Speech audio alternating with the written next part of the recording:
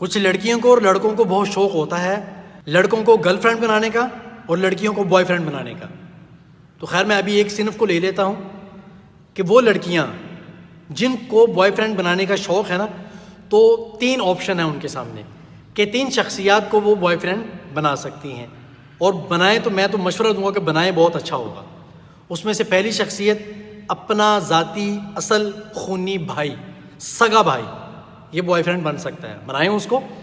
Boy friend کے ساتھ کیا ہوتا ہے کہ اندر کی باتیں شیئر ہوتی ہیں، دکھ درد شیئر ہوتے ہیں کہ میں ایسا کرنے والی ہوں، میرے سے یہ ہونے والا ہے، یا میں کچھ ایسا کرنا چاہتی ہوں، مجھے یہ پریشانی ہے. ٹھیک ہے. دوسرا باپ، اس کو بنائیں. یہ دونوں آپ کے خونی رشتہ دار ہیں. یہ آپ کو وہ مشورہ دیں گے جو آپ کی بھلائی میں ہوگا، آپ کی عزت بچائے گا، آپ کی دولت بچائے گا، آپ کا وقار بچائے گا اور آپ کی غیرت کو بچائے گا. 2 ہو گئے. تیسرا جس کو آپ بوائے فرینڈ بنا سکتی ہیں، بلکہ میں تو یہ کہوں گا کہ شریعت میں حکم ہے کہ بنائیں اس کو، دوست بنائیں اس کو، وہ آپ کا شوہر ہے. یہ تیسری شخصیت ہے، اس کو بنائیں. اس کے علاوہ اجازت نہیں ہے، اس کے علاوہ بالکل بھی اجازت نہیں ہے. اس کی وجہ کیا ہے؟ اس کی وجہ یہ ہے کہ قرآن پاک میں اللہ تعالیٰ نے صراحتاً لڑکیوں کو الگ منع کیا، لڑکوں کو الگ منع کیا.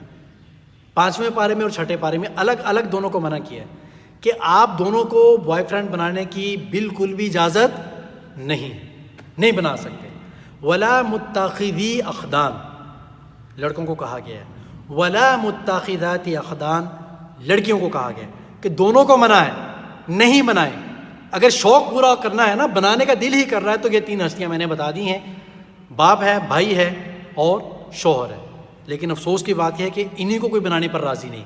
باقی سب کچھ باہر بتایا جاتا ہے جس کا نقصان غلط آتا ہے. وہ کیا؟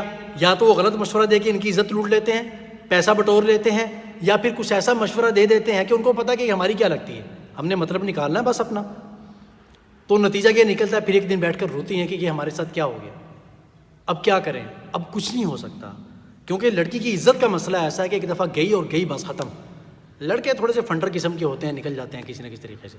ذلیل تو خیر وہ بھی ہوتے ہیں بھائی، لیکن عورت کی عزت پر حرف آنا اس کا مداوع نہیں ہے، اس کا تدارک نہیں ہے.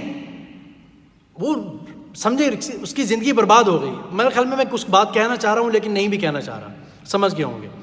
تو اس کی عزت جب جاتی ہے نا تو بس پھر سب کچھ لے کے چلی جاتی ہے. اس لیے بچیں.